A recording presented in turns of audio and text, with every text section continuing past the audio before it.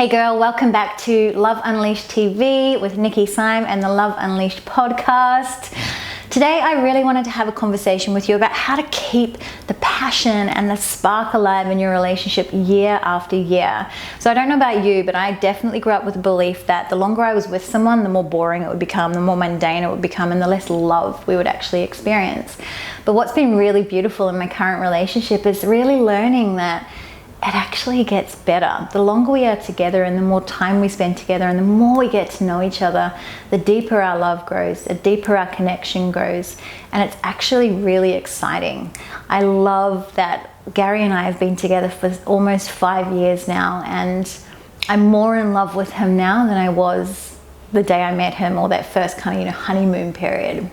So what can often happen though is that when we get into relationships and this person is just there with us all the time, we can tend to take each other for granted. And this leads to Groundhog Day feelings and like boredom and like you're not being seen, you're not being heard, you don't feel like they care, and just being taken for granted essentially. So what's really important, if you're wanting to keep the spark alive, you're wanting to keep the passion alive, it's about really committing to consciously being in a gratitude space and appreciation for your partner. Making sure that you're looking at them with new eyes every day, waking up and being like, who is this person that I get to do life with?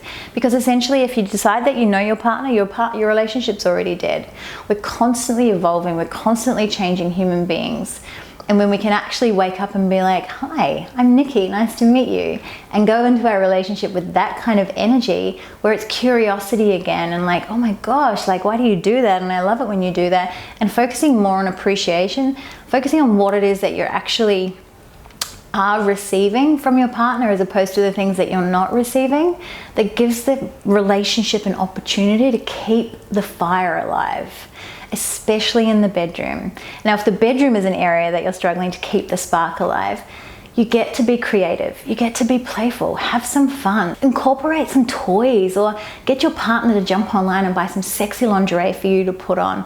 Start practicing, maybe look at getting into Tantra or Kama Sutra, exploring different positions and places that you can have sex. It can become so habitual for us to just be like, cool, go to the bedroom, get on the bed, do the things that we know, get the person off, and then boom, we're out and it's done.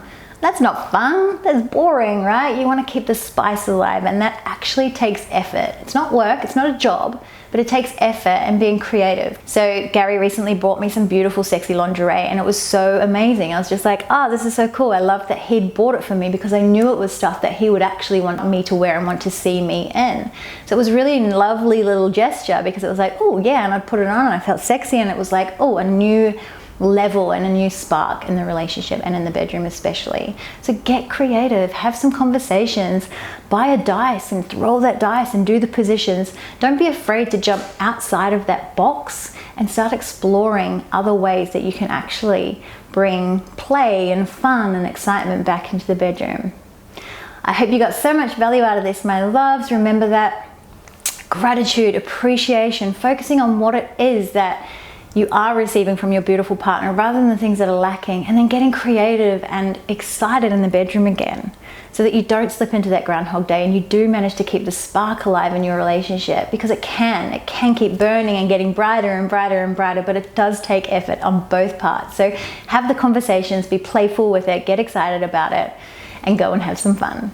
I'll see you guys really soon on the next episode of the Love Unleashed podcast and Love Unleashed TV.